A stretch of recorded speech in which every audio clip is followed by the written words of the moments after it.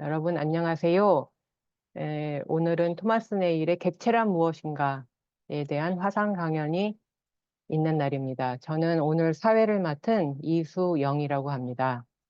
저는 다지원에서 어, 활동하고 있는 다지원 회원입니다. 모두 일요일인데 이렇게 나와주셔서 반갑습니다. 짝짝짝 제가 대신 박수를 치겠습니다. 아, 오늘 통역을 맡아주실 어, 갈무리 출판사 활동가 김정현 님이 안 계시는 동안 진행을 해서 혹시 토마스 네일 선생님이 어벙벙 하고 계실까 한데 지금 방금 인사를 드렸다고 연락해 주시기 바랍니다.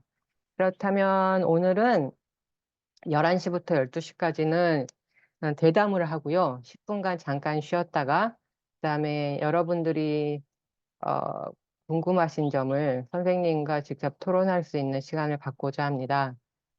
음, 오늘 강연을 맡아주실 토마스 네일 선생님에 대한 소개는 생략하도록 하겠습니다. 객체란 무엇인가 그 책에 자세히 나와 있기 때문에 책 광고를 참고해 주시기 바랍니다.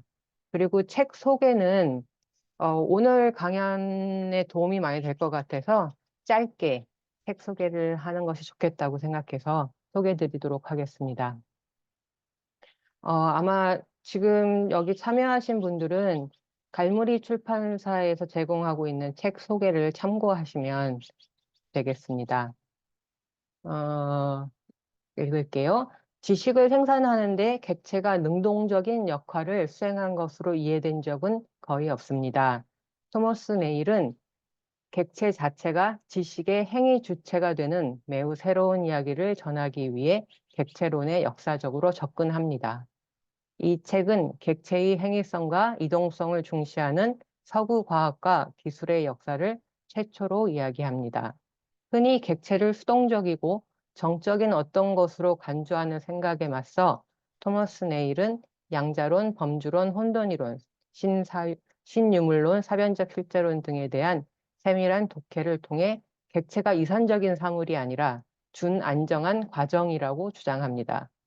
그리하여 토마스 네일에 따르면 이 책의 목표는 운동적 과정 객체론을 제시하는 것입니다. 현대 과학자들이 주장하듯이 과학적 관찰이 언제나 그 대상에 영향을 미쳤다면 그것은 객체성에 관한 우리의 이해를 어떻게 바꿀까요? 한 객체가 다른 객체들과 주체들에 의해 끊임없이 수정되거나 변환된다면 객체란 무엇일까요? 저자에 따르면 객체란 무엇인가의 주요 동기는 이런 관찰자 우전성을 진지하게 여기고서 객체들을 창출하고 유지하는 데 관여하는 감춰진 과정들과 수행들을 탐구하는 것입니다. 그것은 과학의 과정 철학입니다. 예, 이렇게 제가 객체란 무엇인가 이 책에 대한 소개를 짧게 드렸는데요. 아마 이 내용이 오늘의 강연은 물론이거니와 2부에서 이루어질 토론의 주요한 내용이 되지 않을까 싶습니다. 그러면은, 요 이야기를 바탕으로 해서 직접 선생님과 함께, 어, 객체란 무엇인가라는 책에 대한, 대담을 시작해 보도록 하겠습니다. 선생님 안녕하세요. 잠시만요. 네. Professor Nail, the moderator has just given a short introduction of your book, and now we will begin the interview. Thank you. 그러면 미리 오늘의 대담 내용을 공유하고 있기 때문에 제가 한국말로 읽으면은 이제 선생님께서 통역을 통해서 말씀해 주시는 걸로 진행하도록 하겠습니다. 혹시 갈무리 출판사 김정현님, 오늘의 대담 내용도 오늘 참가자분들이 공유하고 있는 것일까요? 아니면 저만 알고 있는 것일까요? 네, 질문을 하나씩 읽어주시면 좋을 것 같습니다. 저도 하나씩 채팅창에 올려놓도록 하겠습니다. 예, 예.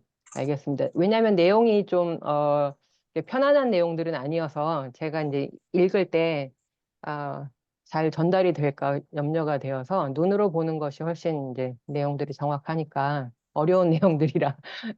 그러면 시작하도록 하겠습니다. 첫 번째 질문은, 이 책에서 사물의 양적인 quantity, 양적 측면만을 언급하고 싶을 때 사물을 객체라고 일컫습니다. 사물의 질적 면모는 이미지라고 일컫습니다. 이건 토마스 네일 선생님의 용어이지요.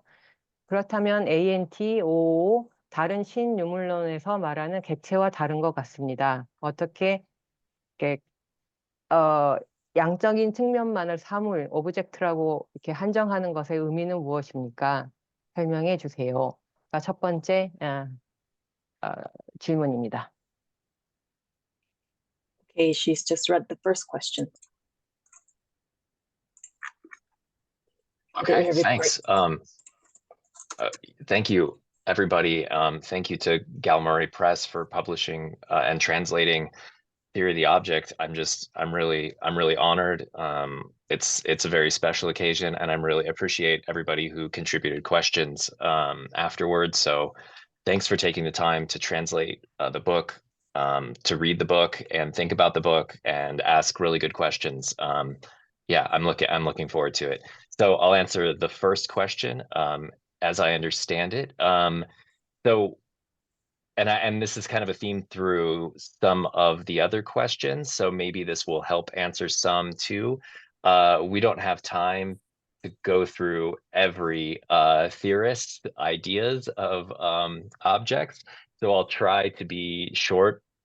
What I think is really the difference between what I'm doing and the object-oriented ontology and Latour's project. So we'll start with Ant. For Latour, objects, he says, are exhausted by their relations. So there's any given object, it has all of these relations. We can know what those relations are, and that is what the object is. That is, I mean, from a physics perspective, that's not really possible. Maybe macroscopic things, you could lump things together, relations as object. But when you're dealing, I mean, at a certain level, the physical process just doesn't work like that. Ontologically, it can't be true. And here's what I mean. In the case of quantum physics, you're dealing with indeterminate movements of energy. So the relations can't possibly exhaust the object. I'm sorry, can I translate what you have said oh my so God, far? yeah, sorry, yeah, no, Okay. I meant to No stop, problem. or I meant to try to pause because go ahead, yeah, translate. No problem. Okay. 네, 일단 먼저 오늘 와주셔서 대단히 감사드리고요. 또 객체란 무엇인가 번역해 주시고 이렇게 특별한 기회 주신 거에 대해서도 갈무리 출판사와 오늘 참석해 주신 모든 분들, 질문 주신 분들께도 감사드리고 매우 영광으로 생각합니다. 그리고 번역을 위해 시간을 내주시고 또 제 책에 대해 생각해 주시고 좋은 질문 주신 모든 분들께도 감사드립니다. 그 첫 번째 질문이 오늘 제기된 여러 다른 질문들에 대한 답변이 부분적으로 되기도 할 것 같은데요. 그 모든 이론들에 대해 다루기엔 시간이 좀 부족하지만 제 작업과 객체지향 존재론 그리고 라뚜르의 객체론과의 차이를 좀 말씀드리기 위해서 최선을 다하도록 하겠습니다. 먼저 라뚜르에게 있어서는 객체는 관계들에 의해 다 소진된다 이렇게 말씀하셨습니다. 그러니까 관계들이 있고 그 관계들 자체가 바로 객체이다 라고 생각합니다. 라뚜르는 그렇게 생각하는데요. 근데 물리학의 관점에서 볼 때는 이건 불가능한 규정입니다. 존재론적으로 사실일 수가 없고 지금 최신의 현대 물리학에서 양자 물리학에서는 모든 것을 비결정적 운동으로 바라보는데요. 이런 관점에서 볼 때는 라뚜르의 관계적 객체론은 사실일 수가 없습니다. Okay, I'll try to stop sooner because that was a lot. Sorry. So just to summarize, for Ant, the question was about Ant, OOO, and the kinetic object. So for Ant, the object is exhausted by its relations. Graham Harman's criticism of Latour on that point is that Graham Harman believes that objects have a reserve. He says it's an essence that is withdrawn inside of all objects so that the relations that they're in don't exhaust the object because there's something that is non-relational inside the object. Okay, go ahead. 네, 다시 맥락을 잡자면은 행위즈 네트워크 이론과 그 차이에 대해서 말씀을 드리고 있었는데요. 행위적 네트워크 이론에서는 객체는 관계로 전부 다 설명될 수 있다. 모든 것이 다 설명될 수 있다. 이렇게 설명을 하는 반면에 그레이엄 하먼 같은 경우에 그런 이론을 비판을 하면서 객체에는 어떤 저장고가 있다. 그리고 물러나 있는 본질이 그 내부에 있다. 그렇기 때문에 관계로 전적으로 설명되지 않고 비관계적인 무언가가 내부에 있다라고 하먼은 이야기하고 있습니다. Okay, so then the third part of the question was about my philosophy as it relates to those. So in my view, quantum indeterminacy means that Latour's position can't be right because the relations, what the object is indeterminate, and its changes can be unpredictable, so that the relations could not predict what the object could do. In Graham Harman's position, he says that the object, the essence, withdraws completely. But for me, that's transcendence, and he calls it transcendence in his book on immaterialism. He means that the object is vacuum sealed, and it's broken off from those relations. So my position is both that the object is fundamentally ontologically indeterminate, meaning that it has a kind of agency or activity which is not fully deterministic or can be predicted by its relations, but that it is also relational. So it's indeterminate and it's relational, meaning that the relations themselves are indeterminate. So you see that it can't, in my view, these are three separate views. You see that for Latour, he thinks you can know the relations. And Graham Harman says there's something that is non-relational inside the object. And my view is that the relations are themselves indeterminate, so that the object itself and its changing relations is something that's indeterminate. 세 번째는 이제 저의 철학, 운동적 객체론에 대한 질문이었는데요. 그러니까 양자 비결정성이라는 관점에서 볼 때 라투르의 관점은 앞에서 말씀드렸듯이 기각될 수 있고요. 그리고 객체란 무엇인가라는 그런 규정은 비결정적인 것이고 또 객체의 변화는 예측 불가능한 것이라고 생각합니다. 그레이엄 하먼은 객체는 내부에 어떤 물러나 있는 본질을 갖고 있다라고 이야기하는데요. 제가 볼 때 그것은 초월입니다. 비유물론에서 그는 그것을 초월, 트랜센덴스라고 부릅니다. 그래서 그는 객체는 각기 진공 포장되어 있고 관계로부터 단절되어 있는 부분이 있다라고 말을 했습니다. 반면에 저의 입장은 객체는 근본적으로 존재론적으로 비결정적이고 행위성이나 그것의 활동이 관계로 결정되거나 예측이 될 수 없다라는 게 저의 입장입니다. 관계적이기도 하다는 게 또 저의 입장인데요. 그러니까 그 객체가 존재론적으로 비결정적이고 그것은 관계적이지만 그 관계들조차도 비결정적이기 때문에 라투르는 관계로부터 객체에 대한 모든 것을 알 수 있다고 주장하고 하먼은 그 내부에 비관계적인 무언가가 있다고 주장하는데 반해서 저는 관계 자체도 비결정적이고 그러므로 관계적인 객체들도 역시 비결정적이고 예측 불가능하다 이렇게 생각하는 것이 저의 입장입니다. Thank you so much for translating all that. 1번에 대한 답변 끝나셨군요. 방금 답변해 주신 내용은 오늘 참가하신 여러분들이 주신 그 많은 질문들과 겹쳐요. 그러니까 신유물론이나 OANT들과 저자의 객체론이 어떻게 다른지를 궁금해하시는 질문들을 많이 주셨습니다. 이것으로 좀 해결이 되셨을지 모르겠는데 아니라면 이따 2부에서 더 얘기해 볼 수 있을 것 같아요. 두 번째 질문을 드리겠습니다. 두 번째는 과학적 지식의 한 가지 위험한 점은, 이 부분은 객체란 무엇인가라는 책에서 이제 따온 내용이죠. 과학적 지식의 한 가지 위험한 점은 그것이 세계 전체를 객체들로 환원하려고 시도할 수 있다는 것이다. 객체들은 세계의 실제적 차원일 수 있지만 그것들은 단지 세계의 가능한 한 가지 양태일 뿐이다. 자연은 이산적 객체들이 아니라 비결정적 과정들로 이루어져 있다. 과학적 환원주의의 한 가지 결과는 일부 과학자들이 그 밖의 모든 지식이 객체들에 관한 과학적 지식으로 환원될 수 있다고 주장했다는 점이다. 이 관념은 여타의 모든 알매 방식을 위태롭게 하는 것이다. 요 내용을 따왔고요. 그렇다면 그 밖의 지식, 여타의 모든 알은 구체적으로 무엇을 말하나요? 비결정적 과정들, 흐름들을 양화시키지 않고 객체화시키지 않은 채로 안다는 것은 무엇인가요? 가 두 번째 질문입니다.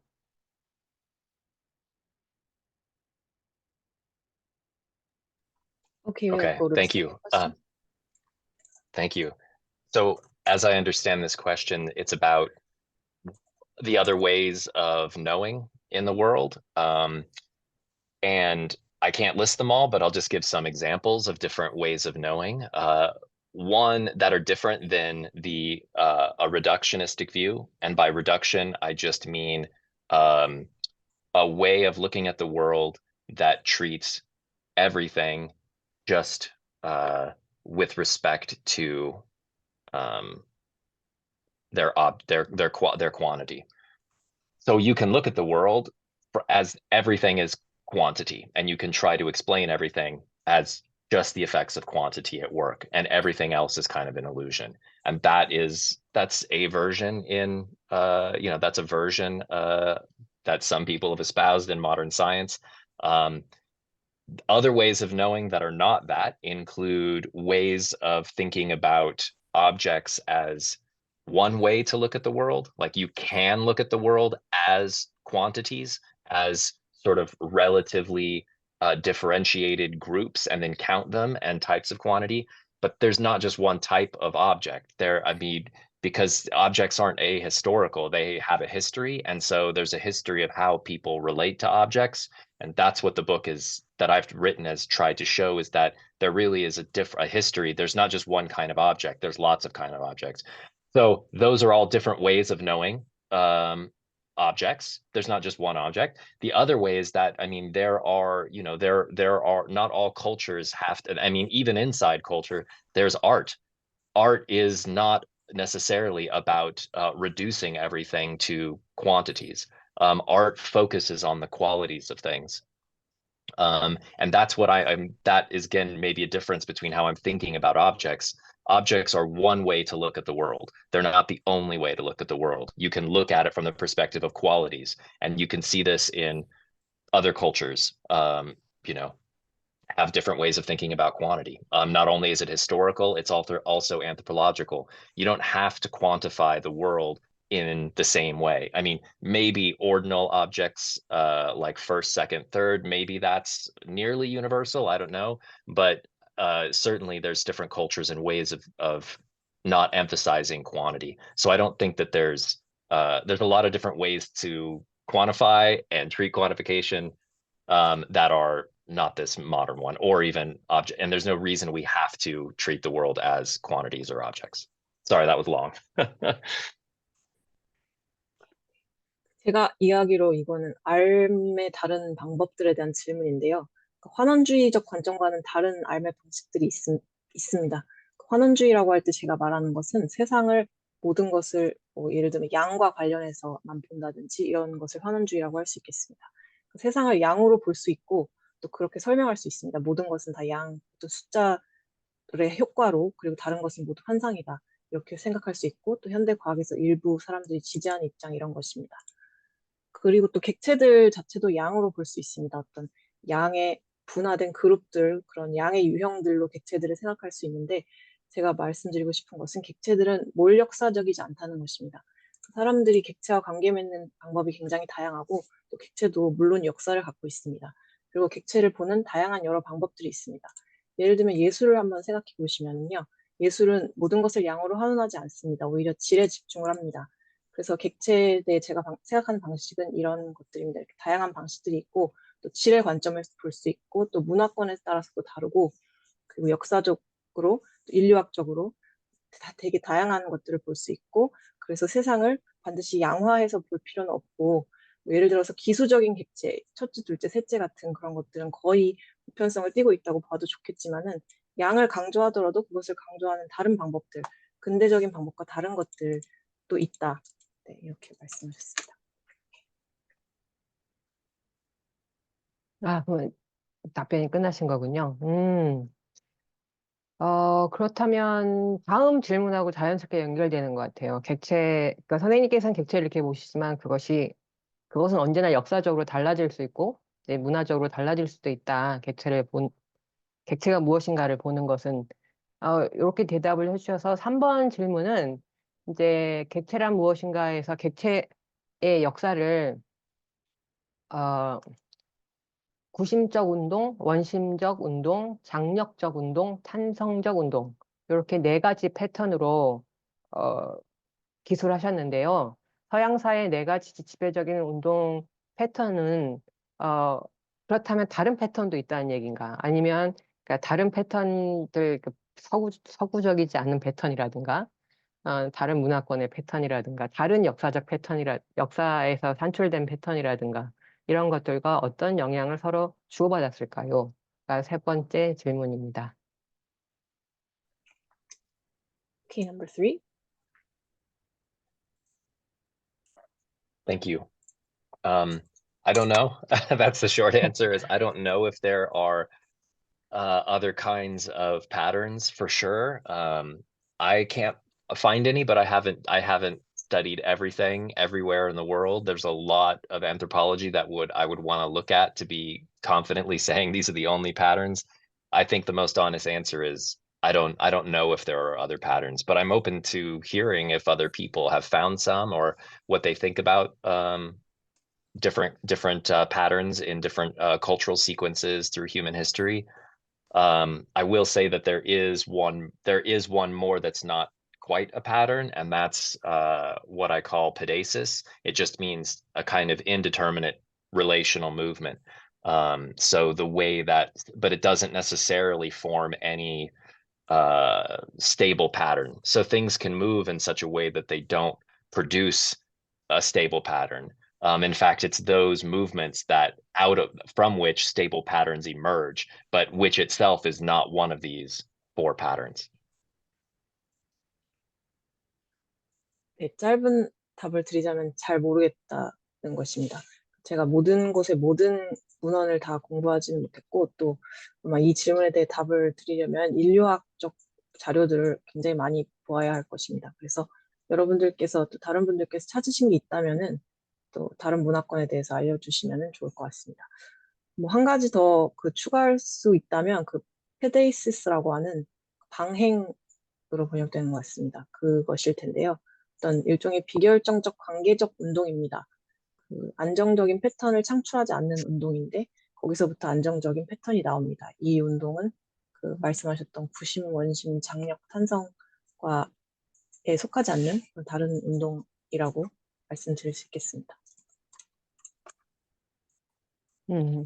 네, 감사합니다. 요 질문은 다음에 또 기회가 있을 것 같은데요. 하여튼간 그 다음 질문으로 넘어갈게요. 네 번째 질문입니다. 객체란 무엇인가라는 책에서는 이제 방금 말씀드린 그 여러 가지 네 가지 패턴으로 객체의 역사를 서술한 다음에 현대 객체는 그 이전 뭐 근대 객체라든가 고대 객체라든가와 좀 다른 특별한 객체인 것으로 다뤄지고 있습니다. 그렇다면 현대 객체는 그 이전의 역사적 객체들과는 왜 다를까요? 왜 특별히 다릅니까? 가 네 번째 질문입니다. Thanks. Okay, This question. is yeah, thank you. So the contemporary object is interesting, and one of the reasons is it's hybrid. It's different from the previous historical patterns. Is that the contemporary object, and by hybrid I mean that it uses and is able to incorporate all of the previous historical kinds of objects. So I can't go through all the different historical types of objects, but the contemporary object is able to incorporate and make sense, and that makes it sort of hybrid, but it also gives it a lot of explanatory and synthetic power. The second feature of contemporary objects is that they confront indeterminacy in a unique way. And specifically, I'm thinking, so that final section of the book deals with quantum physics, chaos theory, and category theory. And each of those types of science, I think, are very much dealing with indeterminacy. And it doesn't mean they always embrace it, but it means that they have to confront it. Well, maybe I'll pause there and then second half in a second. 현대 객체가 흥미로운 이유는 그것이 혼종적이기 때문입니다. 다른 역사적 패턴과 다르게 혼종적이라는 것은 그것이 과거의 역사적인 객체 유형들을 모두 사용하면서 또 통합한다는 뜻입니다. 그래서 혼종성을 띠는데요. 이 혼종성 덕분에 그 현대 객체들이 설명력과 종합을 하는 힘을 가질 수 있습니다. 그리고 또 하나의 특징은 그 비결정성을 그 특유의 방식으로 직면한다는 것인데요. 제가 마지막 부에서 다루었던 양자 물리학, 혼돈 이론, 범주 이론 같은 현대 과학의 이론들은 비결정성을 다루고 있습니다. 그리고 답변을 이어가겠다고 하셨습니다. So the second one is indeterminacy. And yeah, I shouldn't get into all of the details of how each of these sciences deals with indeterminacy, but I'll just say that they do deal with indeterminacy, meaning that there's something that they can't predict, something that can't be fully determined by the equations available for those sciences. Or in the case of category theory, there's this difficulty of deciding exactly, how many sort of objects are contained in one object. You can keep sort of digging and digging and digging, and there might be more and more and more. In any case, so indeterminacy, hybridity, and then the third one is relationality. So each of them sort of confront, again, a problem of relationality that's unique to the contemporary object. In quantum physics, that's the most dramatic, is the measurement problem. Just by engaging in a measurement, by shooting photons, by setting up an apparatus, you're actually shaping the way that energy will move, whether it will look like a wave or whether it will look like a particle, whether it will go through one slit or two slits, all depends on how you observe it. And that's relationality. I mean, the other big one would be quantum entanglement, that energy will simultaneously move across space and time, in a coordinated activity. It shows that the energy changes are entangled, and that shows relationality without any intermediaries in between. That's difficult. It's a difficult problem in physics. Einstein thought for sure this can't be right. But so anyway, physics confront that. Einstein rejected it, and others affirmed it. And here we are years later, it's been experimentally verified. So that's just one example of confronting relationality. No object is vacuum sealed. That's just experimentally untrue. Graham Harman can say it, but there's no experimental evidence for any withdrawn essence of any object. But what we do have lots of physical evidence in experiments. Again, I'm not trying to interpret here the experiments, just telling you these are what the experiments in physics show, is that there's no withdrawn essence that is somehow outside of the universe. I mean, that's just not even an experimental claim that could be tested at all. So, I mean, there's really not much to make of that from my perspective. In any case, the contemporary object engages with that problem of trying to understand the movements of energy and their indeterminacy from the relational observations of a setup. So, even though a lot of people don't like it, that's the experimental outcome, is that it shows fundamental ontological relationality, and it shows the indeterminacy of that energy, because it resists any form of deterministic equation. Okay, sorry, that was too long. 앞에서 혼종성을 말씀드렸고요. 두 번째는 비결정성입니다. 제가 여기서 세부적인 내용을 다 다루지는 못하겠지만 현대 객체의 특유한 점은 그것이 그 비결정성을 다룬다는 점인데요. 그러니까 물리학에게 제공돼 있는 모든 그런 과학 수학 공식으로 모든 것을 다 결정할 수 없고 또 예측할 수도 없다라는 그런 것을 다룬다는 점입니다. 그래서 제가 5부에서 다루었던 현대 이론 중에서 범주 이론이 갖고 있는 풀려고 하는 어려움 중에 하나는 하나의 객체에 얼마나 많은 객체가 포함되어 있는가라는 문제인데 계속해서 아래로 내려가고 또 파고 팔수록 계속 나오는 그런 상황에 처하게 됩니다. 그래서 말씀드렸듯이 비결정성과 혼종성을 현대 객체가 다룬다는 점, 그리고 마지막 세 번째는 관계성입니다. 현대 객체 특유의 어떤 관계 광계성을 탐구하는 면이 있는데요. 아시다시피 양자 물리학에서 그 측정의 문제를 다룬 실험들을 보면은 그걸 알 수가 있습니다. 그 광자를 어떤 슬릿을 뭐 하나에 통과시키느냐, 두 개에 통과시키느냐에 따라서 그것이 그 관찰자의 유무에 따라서 입자가 되기도 하고 파동이 되기도 하고 그런 실험에 대해서 들어보셨을 텐데요. 그런 문제가 또 있고 또 양자 얽힘이라는 문제도 있습니다. 그러니까 에너지가 시공간에 걸쳐서 동시적으로 운동한다. 그러니까 얽혀 있다, 변화가 얽혀 있다. 또 거기에는 그런 중간 매개자들이 없다.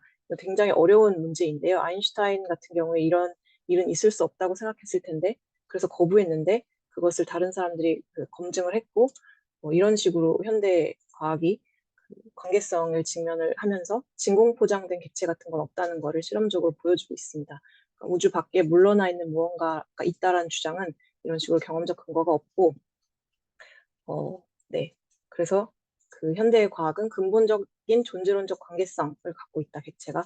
그거를 뭐 에너지의 비결정성 같은 걸로 보여준다. 이렇게 설명하신 것 같습니다.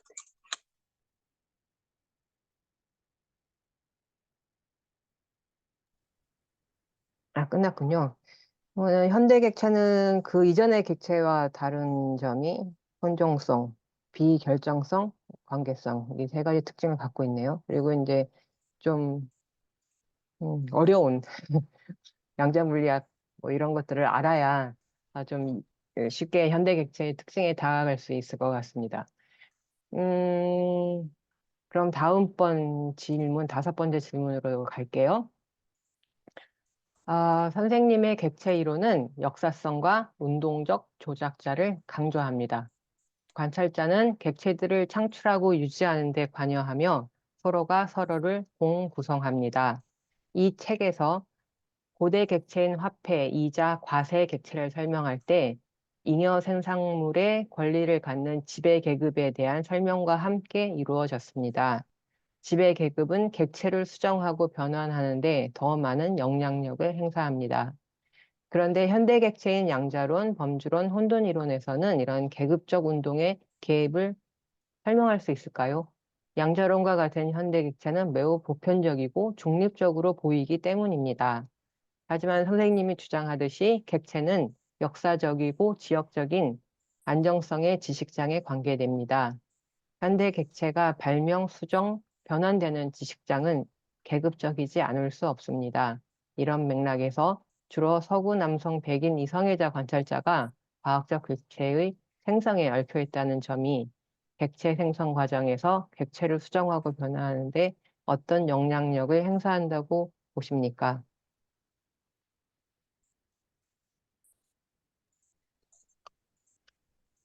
Thank you. There is a contemporary political field for the contemporary object, and that is capitalism. Capitalism is one way to think about it as a contemporary political field that overlaps with these contemporary objects is that its goal is to seek out indeterminacy. So it confronts indeterminacy too, the unpredictability of the market. It can't, nobody can predict what the market will do. And that is a kind of indeterminacy. There's a kind of relationality there, meaning that the market is these forces of all of these different agents buying and selling. That makes it relational. It makes it unpredictable. So that might be what's going on. But capitalism has a very specific relationship to that, which is it seeks out the indeterminacy in order to convert it into the commodity object. So there is a political field that's at work here as well. And yeah, the goal is to generate more objects. But I mean, because it's so flexible, it can make anything a commodity object. It's not tied to making one, kind of thing. Even of course, that one kind of thing is the commodity. But anything can be a commodity. So it can commodify all kinds of things, but it has to be able to turn them into an object of some kind in order to make them a commodity. So that object transformation, it's a very specific type of object, and it's a very specific type of set of relations that it transforms that initially indeterminate thing into so that it can fit into a market reality. And I'll give just one example. Maybe I'll pause and then I'll give an example.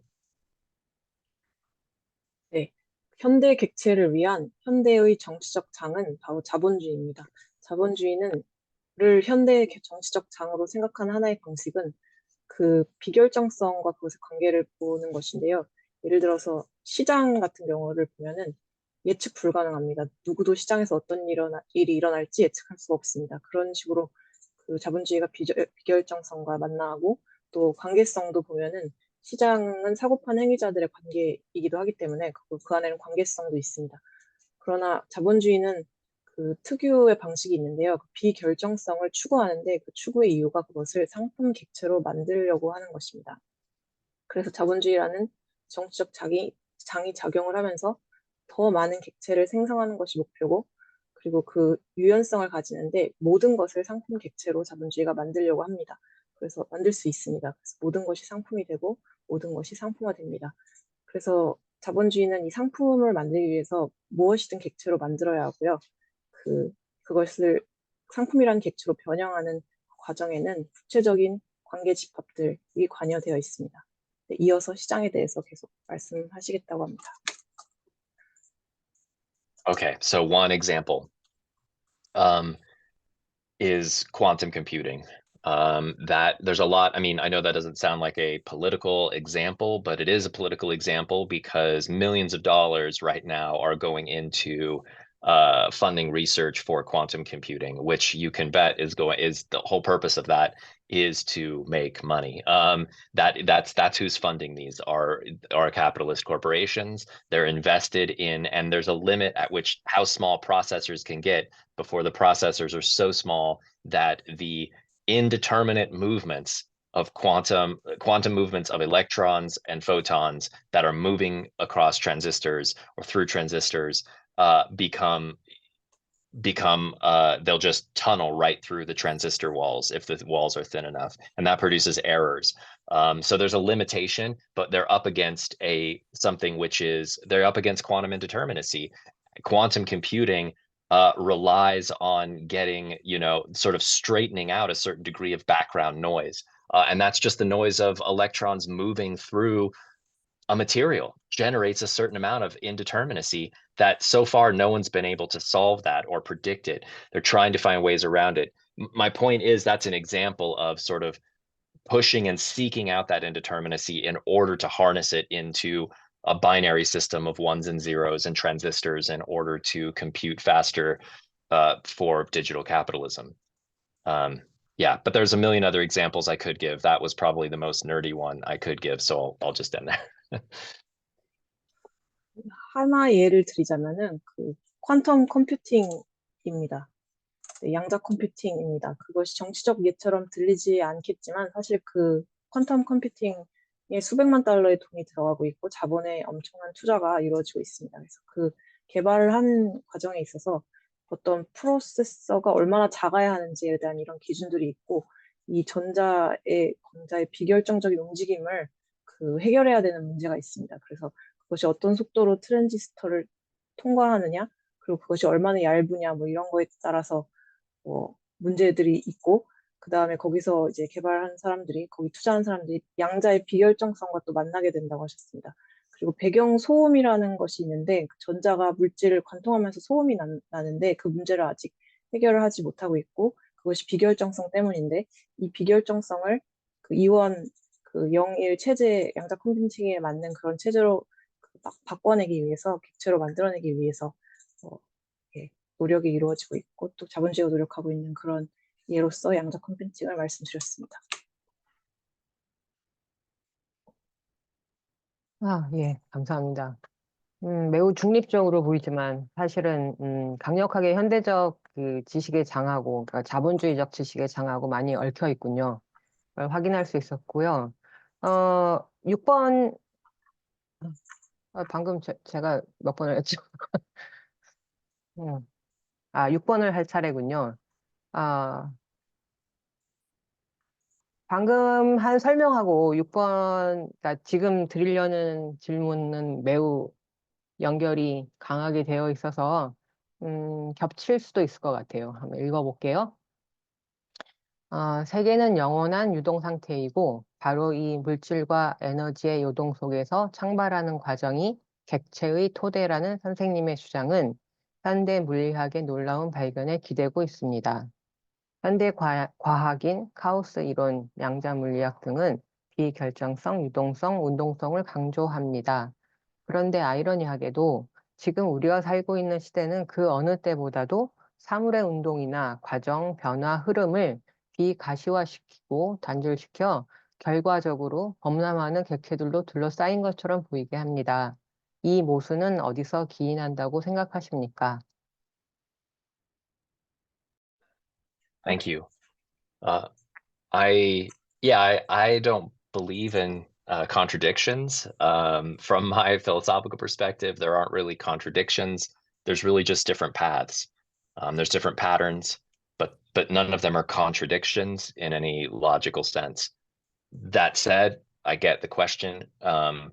What's going on is there's a confrontation with indeterminacy and relationality, but the encounter of those things that really seem to be barriers to control and objectification, they don't have to go. I mean, they can go two ways. They can either sort of find new ways to embrace indeterminacy and relationality and change the way that we think about what objects are in that direction, or they can resist that and they can double down on all of the old methods of determinism and domination, and that's another path. You can do that.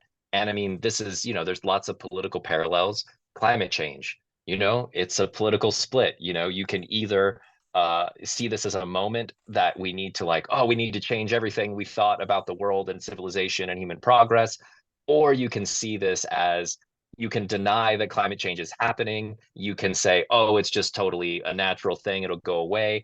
Or we can solve it with technological solutions, let's not worry about it. You can confront climate change. It doesn't give you the answer of how to deal with it, but it is something that confronts us with a serious kind of indeterminism, meaning we don't, it shows us how little we know about how climates work. We are learning so much that we had no idea before about Earth systems, but learning about it doesn't mean we are forced to do one thing or the other. And you can see that in the response.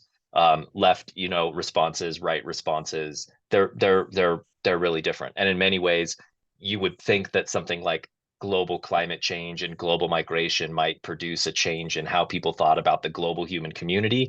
But what we're seeing actually is just a doubling down of nationalism, racism, and basically like wealthy countries blocking borders, stopping migrants, hoarding resources, and preparing for the apocalypse. So, the physics parallel here would be Einstein and Bohr. Einstein was like, no, quantum physics cannot be true. That's it. Like, he was just, he did not want to believe that that was true. He was that resistant force in the encounter with indeterminacy made him say, no, we need to find a deterministic equation. Bohr, on the other hand, said, no, we need to find a way to embrace indeterminacy.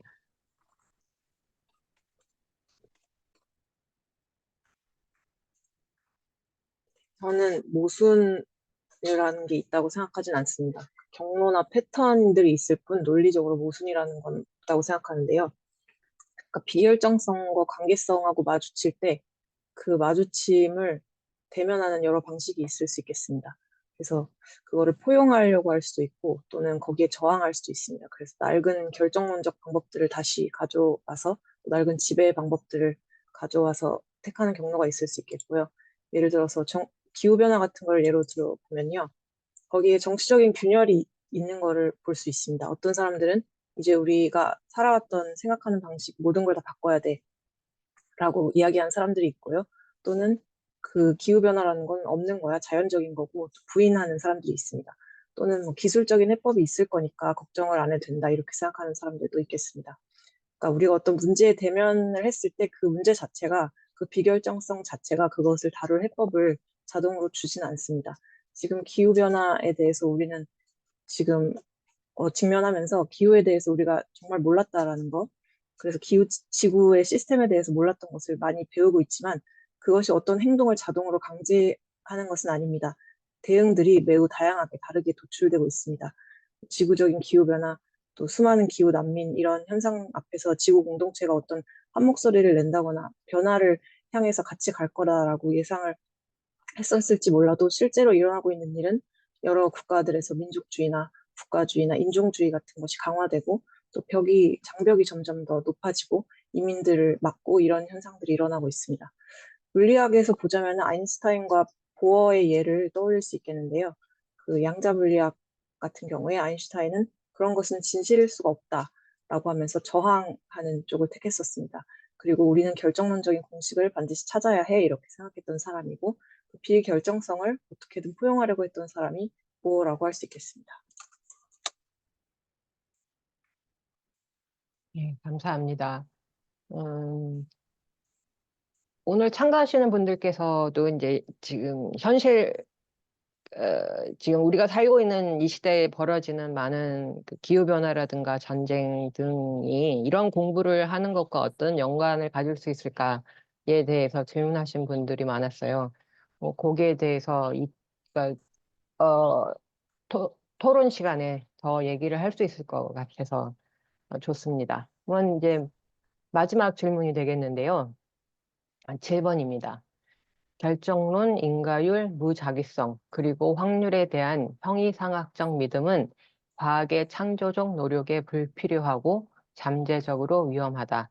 왜냐하면 그것들은 물질의 창조적 비결정성 내에서 작동하기보다는 오히려 그것을 해명하려고 하기 때문이다. 객체들을 운동하는 비결정성으로 보지 않고 설명하려는 것은 어떤 위험을 가질까요? 객체의 창발성을 비가시화한다는 점 말고 일상적 감각에서의 위험이 있을까요? 읽고 보니까 방금 답변하신 내용과 연결이 되는 것 같아요. 네, 마지막 질문 부탁드립니다. Thanks. So some practical examples, like things that we might mistake if we ignore indeterminacy and the relationality of objects. There's so many examples. I'm just going to try to talk about a couple. In science, one would be, um, errors. You're if you think that the world is if you think the world's not indeterminate, or you think that indeterminate changes and behaviors don't matter, they're not going to end up, you're going to think that you have the right answer and your predictions are going to be wrong. And that can happen across scales. It's not just a quantum problem. It can happen at all kinds of levels. I mean, turbulence. There's no mathematical solution for the problem of turbulence. It's a classical problem in physics, but it doesn't have a solution. It has some approximations, but we should never think that the approximations are actually deterministic equations that model reality perfectly. We should expect that there's going to be errors across the board. So one would be errors in prediction that we should expect. Instead of thinking, oh my God, there's errors, we should expect that there's going to be mistakes. The second is a kind of false sense of control. When you use mathematics and you treat things just from their quantitative perspective, if you don't think about the indeterminate relational character of those objects, you're going to think you have much more control over them than you do. And that can lead to all kinds of hubris. And obviously, there's some pretty large scale hubris going on in the history of Western science and civilization about what we think we can manage in the ecology and the climate, and the collateral damage of all kinds. Others might be ideas of technological progress. What is even possible for humans to do on this planet without destroying it? Or without upsetting the ecology such that it becomes unsustainable. We should expect that we don't know how to behave, instead of expecting that our models are good and perfect and there's nothing left over. There are remainders, there are ontological remainders. Indeterminacy is that. And the relationality of engaging and doing things in the world, you're changing the world when you do those things. So you should expect that control is not going to be a one-directional process, and that things are going to get away from you. So that's just science, and maybe politics as well. But one example from politics would be nation states. If you chop everything up into nation states, which is say, oh, we've got our object here, we've got our objects inside of that, and everything has been properly categorized, there's a false sense that you can even achieve that. I mean, the nation state was never a successful project. What it set out to do was never achieved. It was an aspiration that was always doomed to failure. And if you treat and organize the entire world in that way, it's going to produce some serious problems. And one of those problems are undocumented and stateless migrants. It doesn't fit inside the nation state model. I'll stop there. There's one more example, but I'm sorry, I'm going on. 네, 실용적 예들을 좀 들어보자면요. 그 관계성, 비결정성을 무시하면 발생하는 문제는 예를 들면 과학에서는 그냥 에러들이 일어난다는 건데요. 그러니까 세계가 결정적이지 않거나 비결정적 행위 또는 관계가 없다고 생각하는 채로 내가 정답을 가졌다라고 생각하면 에러가 모든 단계에서 일어날 수 있습니다.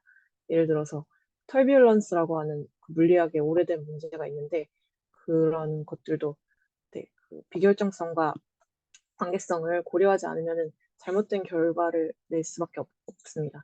그리고 또 수학만 보더라도 그 우리가 수학으로 모든 것을 다 그 범주화하고 또 해결할 수 있다라는 생각을 하면 실제로 우리가 실제에서 가능한 것보다 더 많은 통제를 하고 있다는 착각, 그런 잘못된 통제의 감각을 가질 수 있습니다. 그래서 이것이 자만심으로 이어지게 되고 그 서양의 그 사유에서 이런 자만심이 어떤 결과를 불러왔는지는 기후 위기나 재난이나 이런 걸 통해서 지금 드러나고 있습니다. 그리고 그거를 해결하려고 할 때도 이 행성을 파괴하지 않고 지금 우리가 뭘 할 수 있는가라고 질문을 해본다면은 사실은 어떻게 할지 모른다라고 정직하게 이제 인정을 해야 하는데 이런 비결정성, 관계성을 그 생각하지 않을 때는 그런 생각을 갖기가 힘들고 자만심이 계속 빠지게 됩니다.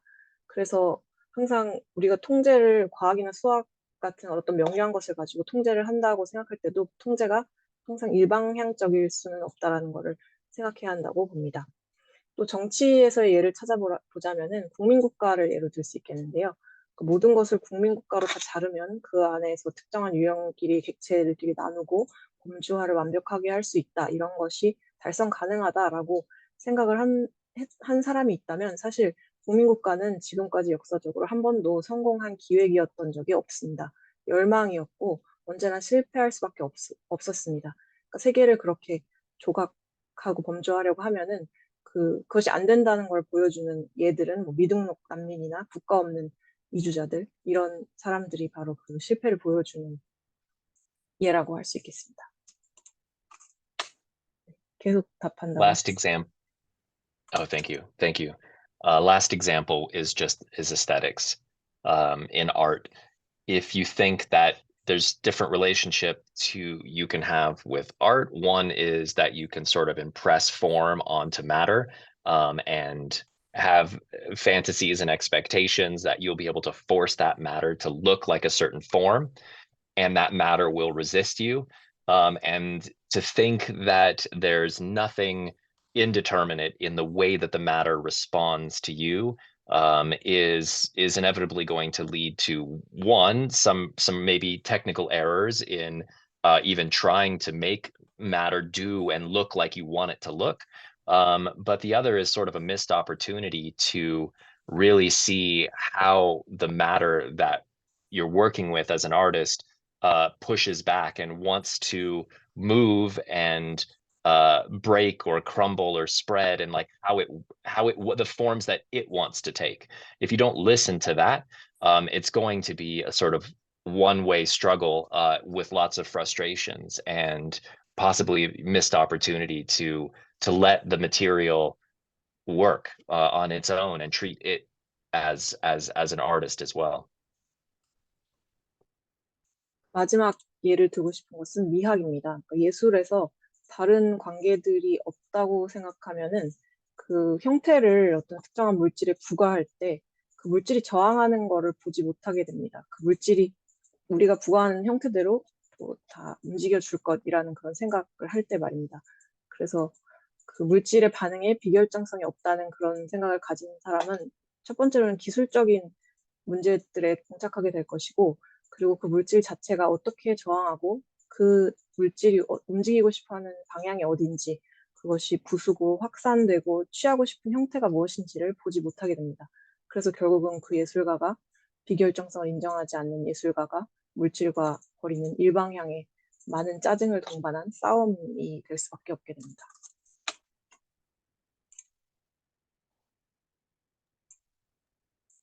감사합니다. 이렇게 해서 일단 준비한 내용은 다 말씀해 주셨는데요. 굉장히 그 실용적인 우리가 현실 세계를 살아가는 것과 예를 많이 들어주셔서 더 이해가 쉬웠던 것 같습니다. 그러면 10분 쉬고요. 그 다음에 여기 참가자분들이 직접 질문할 수 있는 기회를 갖도록 하겠습니다. 지금 11시 56분이니까 12시 6분에 다시 이 자리에서 만나도록 하겠습니다.